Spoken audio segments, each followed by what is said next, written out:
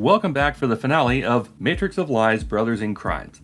The first part is required viewing before continuing on if you really want to know what's happening. But just before we went on break, the Tate brothers' self-proclaimed legal rep, Joseph D. McBride Esquire, was saying something stupid and easy to debunk. Let's refresh your memory. They were able to travel the country, and they were just really recently granted the ability to travel the EU. Somebody freaked out someplace and made a call and said, we have several theories as to why this happened, and said double down the prosecution on them. We covered the first part of that statement in part 1. So let's pick it up again with the claim that the faceless they wanted Romanian authorities to double down on the prosecution of the Tates. The second case that has been brought forward in Romania that McBride is referring to is mainly made up of crimes identified in the first indictment of June 15, 2023, but they were peeled out of that document for further investigation over a year ago. The reason why they were disjuncted was so they could be investigated further and other possible witnesses and victims located. And it would appear that was the right move because those investigations led to a couple of changes. Originally, in the June 2023 indictment, it was Tristan, who was suspected of trafficking minors into prostitution, with a different named victim. And that charge may still come to pass when the formal indictment for the second case comes down. But as of now, it is Andrew on the hook for forcing a minor into porn and the repeated rape of a child. There was no panic at the prosecutor's office to double down, and the case is certainly not falling apart, such as McBride is suggesting here. So they have a bunch of allegations from people that they've interviewed from the past few years. 33 women or so. 30 of them were interviewed, and after the interview and or during the interview gave statements, affirmative statements, in defense of Andrew and Tristan. Wow. Saying this is absolute crap. First off, the number of victims originally named in the second set of charges was 35, including the minor child, not 33. That number continues to climb with another dozen victims recently coming forward, but let's work with the press release from the time of their second Romanian arrest and raid. Let's assume that what McBride said was true, that 30 of the 35 victims told the authorities during interviews that the allegations, in his word, were absolute crap. Two things to keep in mind here are, one, that would leave 5 victims telling authorities on the record that the accusations are not absolute crap. And 2, we know from newly leaked evidence files that Andrew is known to bribe these girls into compliance. In fact, the minor child that Andrew Tate is charged with raping an unknown number of times in 2020 has sworn out a statement with DICOT, as reported by a journalist in Romania named Mircea Barbu, who follows the Tate case closely. Tells quite a story in 5 short tweets. In the first one, it states that after the replacement of preventative measures, so after the Tates got out of jail, they started contacting all the women from their past who were not yet detained as part of the first accusation. Second paragraph, this particular minor victim swears she was promised 5,000 euros to declare only good things about Tate, as another girl did, but he only paid her half that amount in British pounds. That tells us 3 things. 1, that he promised her money to do this. 2, that he also promised another girl money to do this, a girl that this minor could name. And 3, that Tate ripped her off in the end, only paying her half of what he promised. Third paragraph details how Tate wanted her to swap out her own phone so that conversations between the two could not be unlocked. Fourth paragraph is DICOT concluding that through other means with an obvious intimidating effect, Andrew Tate tried to get them to not appear at the hearings, not to give statements, or to give false statements. And the fifth paragraph has the victim telling DICOT, he asked me what I need so that when I arrive at DICOT, I would only say good things about him. How much Fix does my it problems. cost to make this all go away? That's what we want to hear. Even if this child, who was 15 years old at the time, was the only victim on the list of 35 to come forward, this would be enough. We'll look forward to the official indictment document to see how these charges are solidified. However, shortly after this interview with Tim Pool came out, on September 9th, the BBC released a new documentary entitled Andrew Tate Accused, which investigated the charges some of the women in Tate's past were leveling at him. And these victims were definitely not telling the interviewers that the prosecutors were full of crap. I've spoken to women in the UK who make allegations of sexual violence against him, going back years.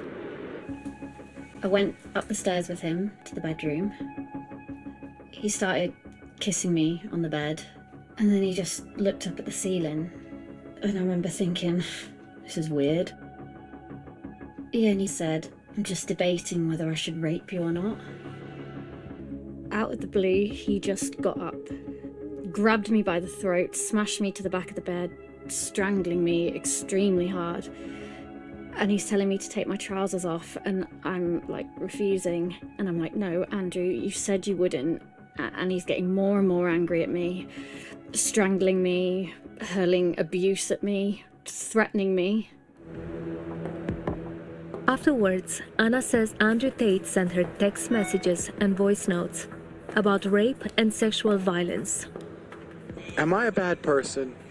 Because the more you didn't like it, the more I enjoyed it. I loved how much you hated it. Turned me on.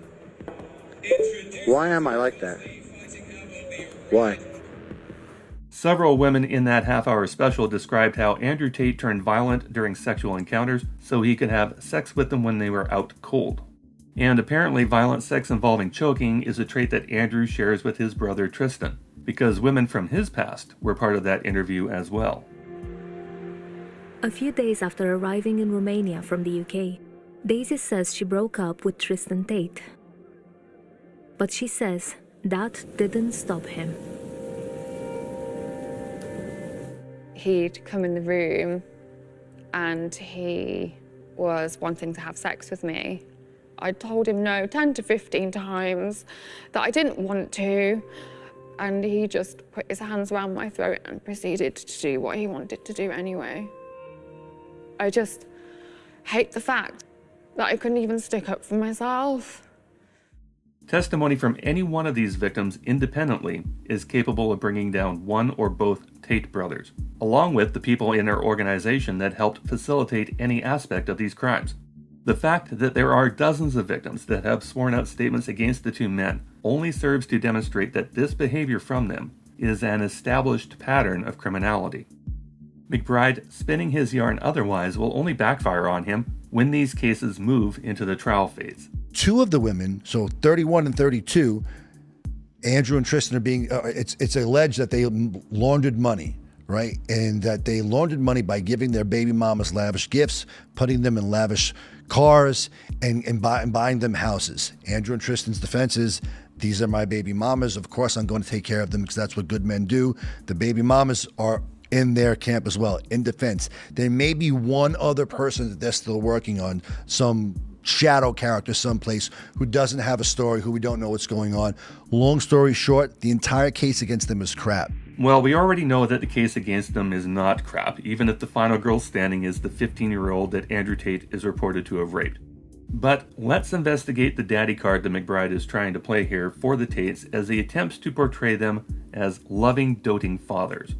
If only there were some way to demonstrate the affection that these men have for their offspring and the mothers of their children. I had to, and this is actually good. I wouldn't, I guess, admit this on a live, but I had to downgrade one of the mothers of my kids from the house she was living in. I needed her to understand that you do not fuck with me. And she was living in a 4-bedroom rented house, and I was paying the rent and all the bills, and I pay everything. I said, okay, you know what? You want to fuck with me in that way? That's cool. You have 30 days to get out of that house. Here's your new apartment, 2 bedrooms. Well, what do you mean? Now your child doesn't have a garden to play in. Well, that's your fault. That is not my fault. Take her to the fucking park. I don't take shit. So it's never going to get to that level where they think, oh, well, let me call the U.S. Embassy, and because he's a citizen, maybe I can, because they know the consequence. It's not going to turn out good for them or me or anybody. Seems like Father of the Year material, right? So downgraded the mother and the child to an apartment just to be a dick, and holding his daughter's well-being ransom until the mother capitulated to whatever demand Tristan was making. What's interesting about this video, if you're reading between the lines, is it shows how women had obviously been contemplating turning Tristan into the American embassy prior to this video being made, but the women obviously feel locked into this arrangement despite their misgivings. And we know from the June 2023 indictment that Tristan had instructed Georgiana to not provide his baby mama, Abigail, with a caregiver for their daughter unless Abby continued to make porn content for him on OnlyFans. The caregiver herself provided the details of this strong-arm tactic and will appear as a witness. She was involved with the Tates as a child care provider for a period of time that included February of 2022. This witness also cleaned the cam room studios in between online porn sessions. So here we have Tristan forcing the mother of his daughter to put herself on full display on the internet for money for him. You know, the top girls, they earned a lot, but they weren't working for money. They were working because they liked me. They respected me. They wanted my attention. They wanted to end up as my main girl, or the girl who had my kids, whatever it is their dream was. So they work and work away, and I keep large percentages of the money. That's one of the reasons I got so rich in this business. As it turns out, when it comes to the baby mamas for these two clowns, we recently saw some additional insight through a wiretap leak that came out August 23, 2024, regarding how much love and care and attention that the Tates give the mothers of their children. To call these girls Tate broodmares would be a generous accounting. Okay, you have kids, damn, I didn't know that. Why wouldn't I? Did they all have different baby mothers? I mean, not all different, but there's been a few ovens to bake the bread. Women are slow, G. Like, I say this all the time. I'm like, listen, I have no problems having kids with one woman. It's fine. But if you're going to take 9 months to grow a single, simple baby, then you're just messing about. That's your problem. Come on, bro. The wiretap leak shows a voicemail transcript from Andrew to Tristan, talking about getting their respective girlfriends pregnant, then sending them home so the brothers could continue partying with the other girls for the rest of the summer. And after giving birth to bastard children for these two degenerates, the women would wind up right back on camera together, as it turns out. Here we've got Tristan's baby mama, and apparently Andrew's baby mama, in a shower together, Vivian under the name Kiss of a Cobra, and Abigail under the moniker Oh My Mel. But since we're talking about baby mamas, and McBride had brought up laundering assets, this probably bears mentioning. Abigail Tyson, the baby mama in question, now controls shares of the Tate's former Webcam enterprise. The suspicion is that when the boys knew their lives were going to get raided, thanks to the insider information that Luana got from the local cop shop, the Tates needed to dispose of the Webcam business entity. And originally that company went to Georgiana Nagal, Andrew Tate's bottom bitch in the operation. But when it came to light that Gio was also going to be brought up on charges alongside the brothers and Luana, the business then transferred to Abby in Dubai. This is detailed in the first indictment of June 15, 2023. This is hiding assets more than money laundering, but it is still aiding and abetting known felons. And who knows how that will rinse out in the wash. The latest arrests and everything? Process is the punishment. They went after them. They arrested them again. They took all their cars. They took more jewelry. They took more money. We're north of $20 million in cash and gold in cars and assets that have been taken from them. I mean, Andrew's had like 60 cars taken up. I mean, one Bugatti's worth $5 million. This time, McBride was totally pulling numbers out of his ass. They were never that high. But there had been developments in what got seized and when, and some vehicles have been returned to their rightful owners. In the first indictment, there were 11 cars seized prior to June 15, 2023. This is a full list of them found in the indictment. None of these vehicles, nor any other asset from the first criminal indictment raid, have been returned to the Tates. Nothing.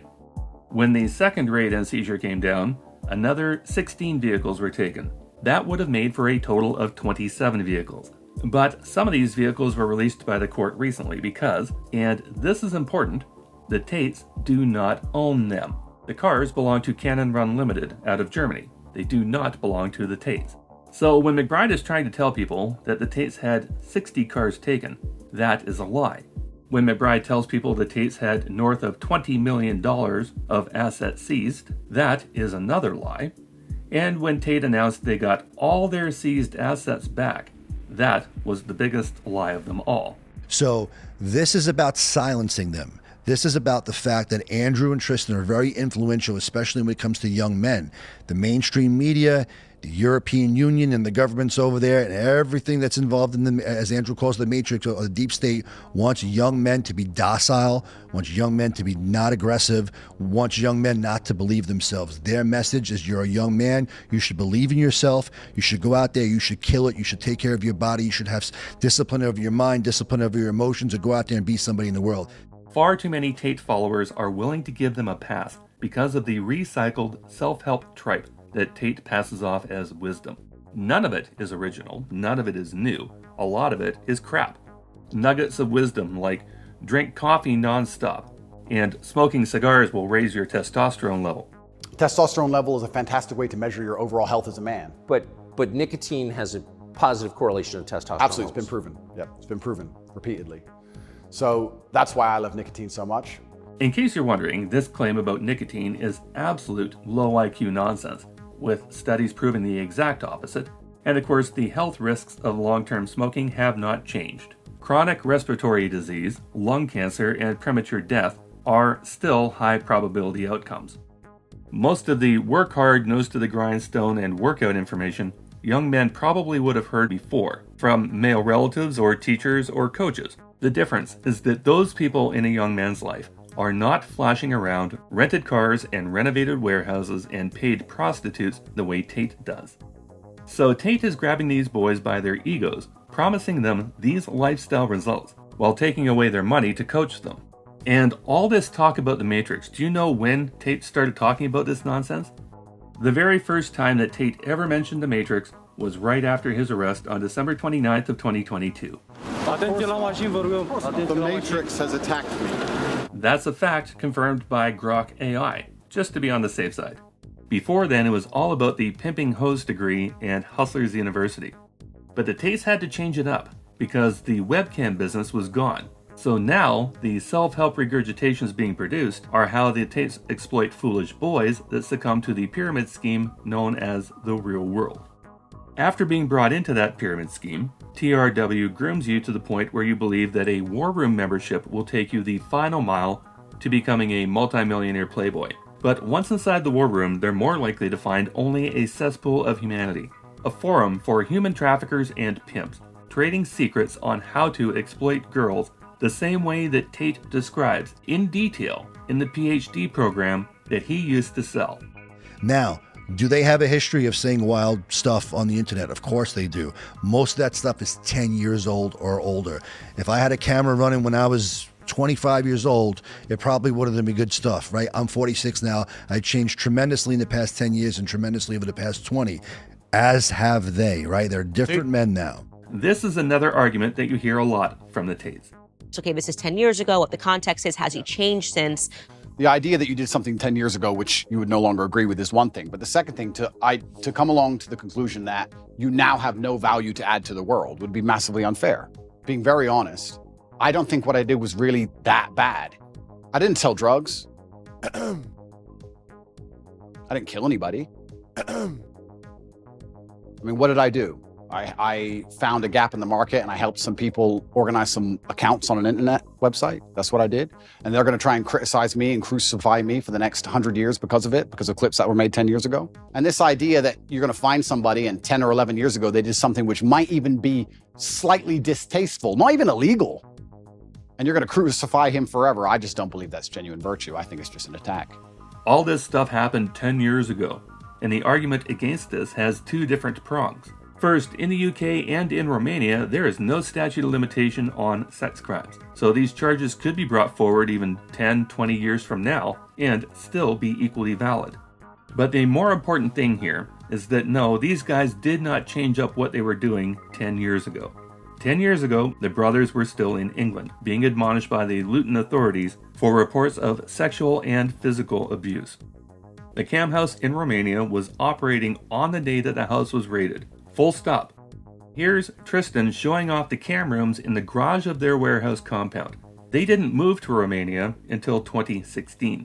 Me running a webcam studio paid for this car, that car, these two cars, and this giant fucking house.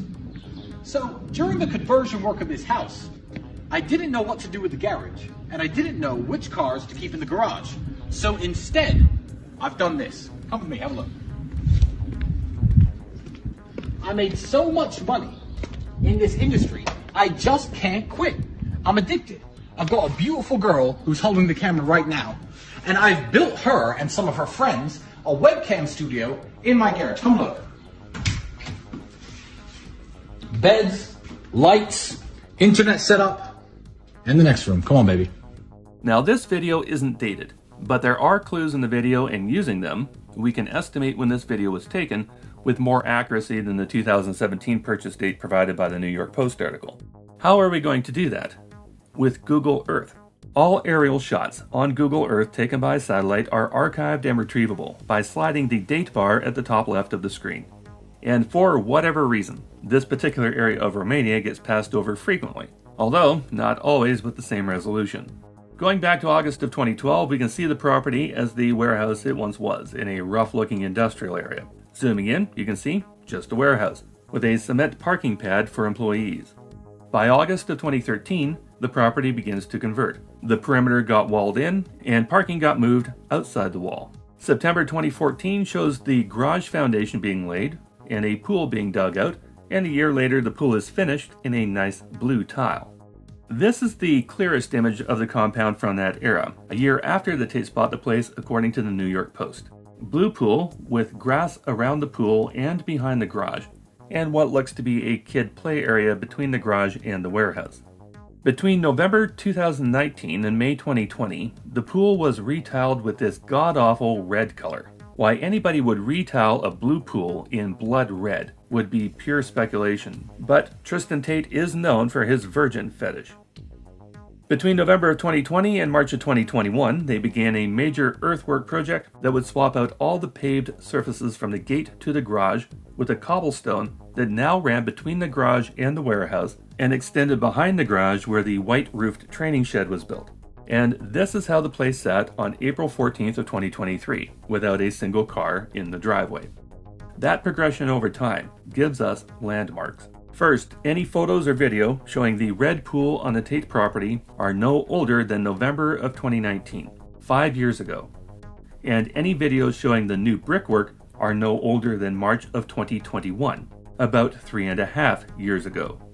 That brickwork belies Tristan in his tour video. First, it's all matching interlocking cobblestone. Second, there's enough room to park at least 4 cars along the logoed fence. And third, the space between the warehouse and the garage is no longer a kiddie play area, and is wall-to-wall cobblestone. Therefore, the oldest this video could be, where Tristan Tate is showing off his webcam bedrooms, is March of 2021. So after the worst of COVID was over, and even during COVID, Andrew Tate was selling PhD refresher courses. So when you're starting OnlyFans as a man, what I'm going to offer you, because you bought this course, is I'm going to offer you one of the screenshots you've just seen that shows, because these screenshots you can't fabricate, these screenshots are legit, that shows you have a girl in the top 3.7% or the top 1.4% of people on the website. So now, by buying this course, what you've got is you've got social proof. I'm currently filming this during the COVID pandemic, that you may be watching this later on, but right now during the pandemic, OnlyFans is blown up. The owner of OnlyFans tweeted out, girls are desperately signing up because it's the easy way for them to make money, but without instruction. Pimpin' Ken, a hoe without instruction is headed for self-destruction. You've bought this course, you want to make your money back, and you want to continue to make money for a long time, so you want your girls to be elite. I'm going to teach you how to do that. And here's Vivian joining Andrew on the broadcast.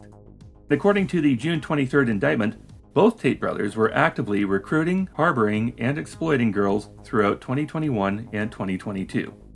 Again, McBride is knowingly lying about his client's situation, about something that is dead easy to prove, and he's about to demonstrate something else that he has no grasp on, the Loverboy method of human trafficking. Correct me if I'm wrong.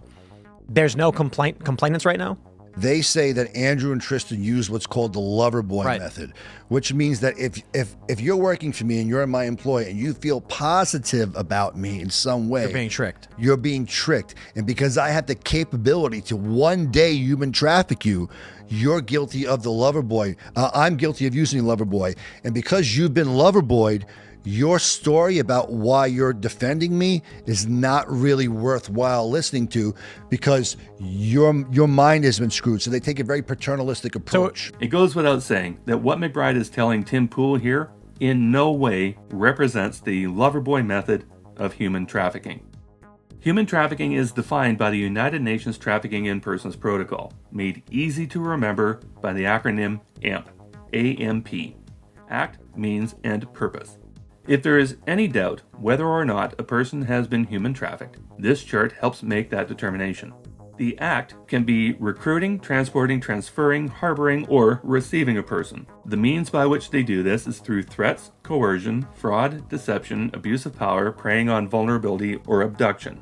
For the purposes of exploiting that person through prostitution, sexual exploitation, forced labor, slavery, servitude, or the very grim purpose of removing their organs. One condition of all three of these criteria must be met for human trafficking to apply if the target is over 18 years old. If the target is under 18, by international agreement, that person is considered a child, and the means column disappears. So how they did it does not matter. Therefore, anybody who recruits a child for sexual exploitation is a human trafficker. Both the Tate brothers continually tell people they can't be human traffickers because they never abducted anybody or tied them up and transported them, as portrayed in the Avicii video, For a Better Day. So they come along and they said, oh, you're a human trafficker. I was like, well, I've never transported anyone. I've never kidnapped anyone. I've never restricted anyone. I've never held anyone. They said, no, but you're a human trafficker via the Loverboy method. I said, what's that? It's where you pretend to love them. So what, being nice? So I was nice to some girls 10 years ago? Is that my crime? Maybe I did love them. That triad obviously qualifies as human trafficking. But the Loverboy method, despite being a far more subtle trifecta, will get you to the exact same place. If the trafficker, in this case either of the Tate brothers, recruits a girl with the deception of having a romantic relationship with the brother, but the brother intends to use that relationship to groom her into sexual exploitation, that combination checks all the boxes. But let's see how many other boxes the Tate criminal organization checked off, using only the Moldovan victim that Tate is accused of raping in a continuous form. Recruiting. That was mainly the domain of the brothers, as was transporting the victims to Romania, most often by plane. We know from the indictment that the Moldovan victim's plane ticket was bought by Tate through Georgiana, and she was picked up at the airport, then transported to the cam house by Georgiana. This would also qualify as a transfer. Then once at the cam house, that victim was harbored under lock and key and the watchful eyes of armed security guards, unable to leave the house. And of course, they don't go out. They're not allowed out. Like, oh, Tate's away, so they go out with their friends. No. You don't go to the club with your friends. I don't know what kind of bitch-ass dude is letting his chicks go to the club with her friends without him. No, you stay in the house. You don't go nowhere. You're not, no restaurants, no clubs, nothing. As a side note here, check out the color of the pool behind Tate and the time of year with the falling leaves. Going from the Google Earth timeline, the earliest this video could have possibly been recorded was autumn of 2020, 4 years ago. There's another nail in the 10-year coffin. And as for the final criteria in the ACT column, receiving a person, Luana, waiting at the cam house for Gio to drop off the victim, received that victim to begin working her over through the other girls. While the Moldovan girl was at the cam house, whenever she put up resistance against appearing on camera for Tate's benefit, or the coercion from Georgiana and Luana to join the other girls, she was threatened with and subjected to sexual and physical violence, including the 2 reported rapes. That was after Georgiana tried to coerce the victim into joining the other girls on camera to get her comfortable performing for an audience. Fraud comes into play here when the traffickers held false debts over her head, and deception was the promise of a romantic relationship, a marital relationship, that brought her to Romania in the first place. The abuse of power and preying on vulnerability come into play jointly here, as the powerful social media influencers targeted primarily poor and disadvantaged girls. Tristan even admitted on camera during emergency meeting number 10 that his recruitment techniques held no sway over girls that came from wealthy families. I have recruited, I think, although you've worked with a lot, more girls into, I guess, the adult entertainment industry than anyone else. I really have. And the one type of girl I couldn't recruit were girls with rich parents. Oh, do that for money. I don't need money. My family's rich. So when I see these broke boys on Twitter and on Instagram be like, oh, my daughter, I'm raising her right, and she's like 9 years old, but he like works some crappy job. He's a wagey. I'm like, she's going to get that Louis Vuitton purse one way or another. So you might want to level up your game and buy it for her, my G. The temptation is certainly there if they're not completely and utterly financially independent or financially secure. If they're completely financially secure, it's more difficult to try and move them into those kind of industries. That's an interesting addendum from Andrew. Why exactly were these two using tactics to move poor girls into the adult entertainment industry? That kind of contradicts this statement. The case against me is that I pretended to love girls to make them do TikTok for money. Please listen to this. That's the case against me. I pretended to love girls to convince them to do TikTok to give me the money. Back to the chart. The only criteria in the means column that isn't absolutely nailed down would be abduction. although the transportation back and forth by Tristan of the minor child that Andrew had producing porn for him, moving her from Slovakia to England and then to Romania, is already recorded in the arrest document of August 2024. As for the purpose column, there are again multiple selections. Prostitution and pornography tend to go hand in hand. After all, Tate considered himself a pimp, did he not? This is why I think I have a bit of a following on Twitter, because I have a unique resume. Like, there's a whole bunch of guys on Twitter, but not many like world champion kickboxer, pimp, mafia associated criminal. Like, I've got all this stuff, and everyone's like, who is this dude? Like, surely it can't all be true. Well, it's all true. Yeah, so I did a deal with some Albanians, and I needed some money. We won't go into details. I needed some money pronto. So I'm sitting there, and I had a fight coming up, but the fight was too far away for money, and I needed money today. So I was sitting there thinking, how can I make money? What do I have that's worth money? Like, what do I have that I can even sell? And I was sitting there, and the only thing I had was all these girlfriends. If not outright prostitution, then certainly sexual exploitation of these women occurred. Once they were locked in the house, they were not able to choose their own schedules or even what activities they were going to perform on camera.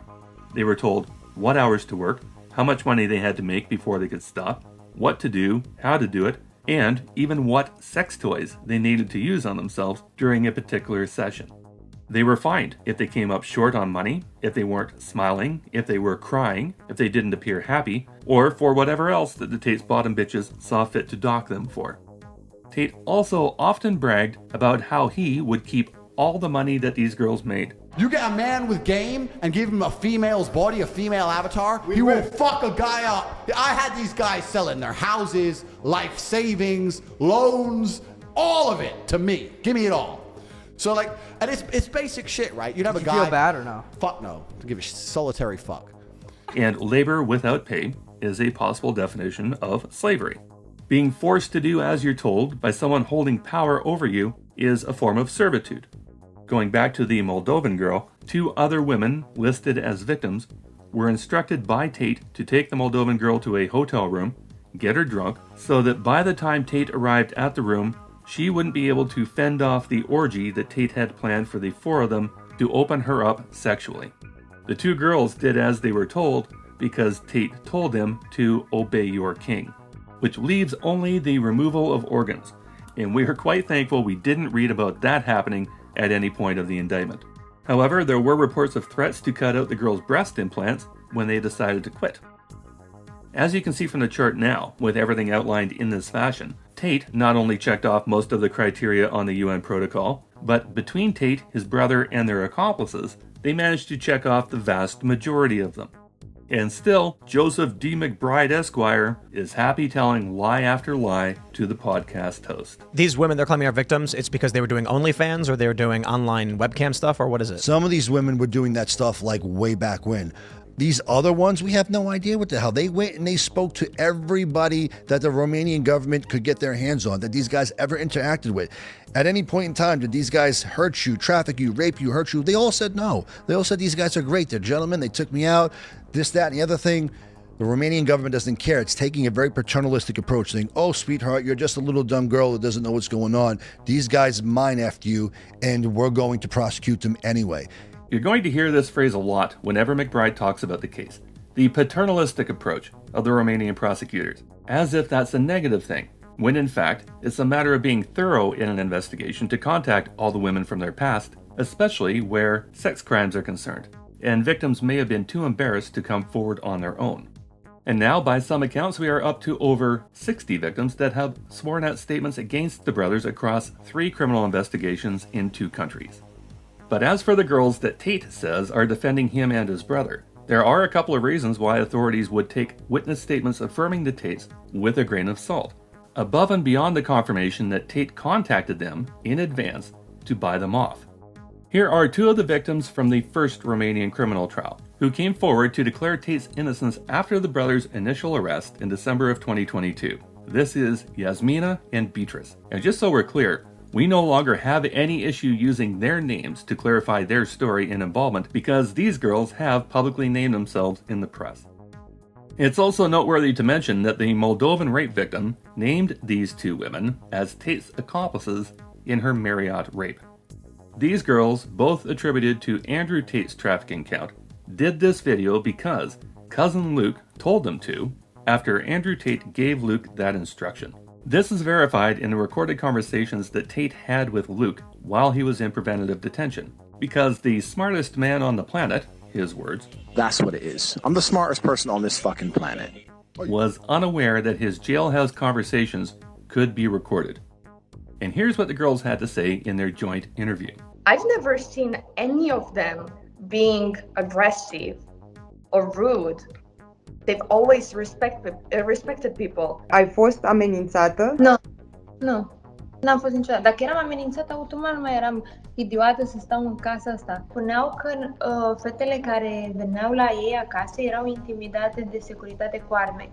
Eu pot spun că niciodată cei de la securitate n-au intimidat pe nimeni, nu au arme la vedere, nu sunt puși acolo să intimideze fete sau să întâmple alte lucruri. Pe mâna stângă tatuajul ăsta care scrie Tate Girl, pe care l-am făcut din respect pentru ei. Are you Tate's property? I'm no one's property. Suntem prieteni buni de 2 ani de zile, cam așa, poți să mă treci pe mine ca și victimă, dacă eu n-am spus că sunt o victimă. Yasmina has also, on her own social media accounts, put out solo videos saying similar things. I'm making a public request for the court to remove me as a victim from the case file. Neither me nor Beatrice are victims in this case. Andrew, if you see this right now, I really miss you. I wish I could give you a hug right now. I wish I could talk to you and see you, but unfortunately that's not possible. And everyone remember that this happened to Andrew and Tristan Tate. If this happened to them, it can happen to anyone. And Vivian, a long-standing Tate asset, who is now named as the minor forced into porn by Tate, was also instructed by Luke through Tate to come up with videos such as this one. How outraged would you be if your son got taken to jail while they have no evidence against him and he got now 2 months to be sitting in a jail? Because that's what's happening right now. They've been sitting there for 30 days in a jail with no evidence and they extended it for another 30 days. So imagine how outraged and mad would you be if this happened to your son or your brother. They're keeping him in there. If this happens to them, I am worried this can happen to anyone at this point. We're going to start with Vivian. First, going back to the UN Protocol for Human Trafficking. If the witness is found to have been recruited through deception for sexual exploitation, she is a human trafficking victim, whether she realizes it or not, whether she accepts it or not. Victims of any age cannot consent to being exploited, period. Minor victims under the age of 18 cannot consent to sex with American citizens, thanks to the extraterritorial sexual exploitation laws on the books, and the minimum age for creating porn in Romania is 18. So Vivian can deny it all she likes. She is a victim on several counts according to the law. Second, we know full well from the indictment how Tate manipulates and mind-fucks the girls he's recruiting. The Moldovan rape victim, for example. But through leaked War Room Forum conversations, we know how Tate was demonstrating for the benefit of his students a step-by-step tutorial on how he broke down one of the women who is now defending him publicly. According to the indictment in section 3.2.5, Yasmina is a victim of the recruiter Andrew Tate, first contacted in May of 2021. The indictment transcripts confirm she was controlled in the cam house by both Georgiana Nagal and Luana Radu, and her safety was threatened anytime she stepped out of line. Now, if you're paying attention to the date here, you'll notice that the conversation between Gio, Lou, and Yasmina was after the Moldovan girl's second reported rape, and just before the American victim was to arrive in Romania on April 5th. The manner in which Yasmina was recruited by Tate was spelled out in detail in war room chats that were leaked in July of 2023. Yasmina's situation was held up by Tate to his war room cronies as a particularly stubborn trafficking target, since she was a very religious girl who had promised God she would wait and had never even sent sexy photos to a man online before.